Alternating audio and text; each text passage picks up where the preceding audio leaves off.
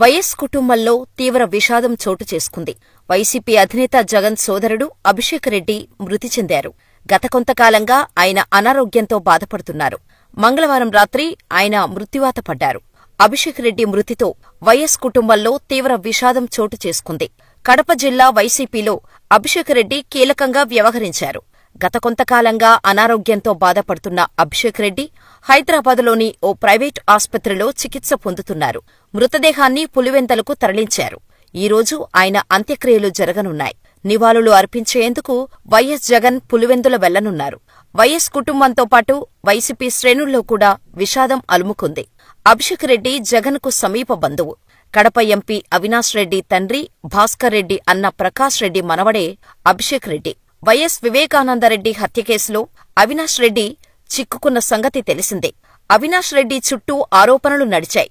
దీంతో అవినాష్ రెడ్డిని తప్పించి అభిషేక్ రెడ్డిని తెరపైకి తెస్తారని ప్రచారం నడిచింది.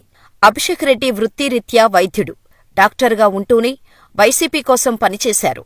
వైసీపీ వైద్య విభాగం రాష్ట్ర కార్యదర్శిగా కూడా పదవి చేపట్టారు.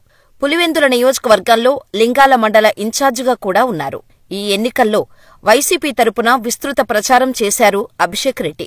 ముఖ్యంగా పులివెందుల నియోజకవర్గంలో జగన్ తరపున అన్నీ తానే వ్యవహరించారు. కడప జిల్లాలో సైతం సమన్వయం చేసుకుంటూ ముందుకు సాగారు. జగన్ పాదయాత్ర సమయంలో సైతం అభిషేక్ రెడ్డి చాలా యాక్టివ్గా పనిచేసేవారు. గతేడాది సెప్టెంబర్లో అభిషేక్ రెడ్డి అనారోగ్యానికి గురయ్యారు.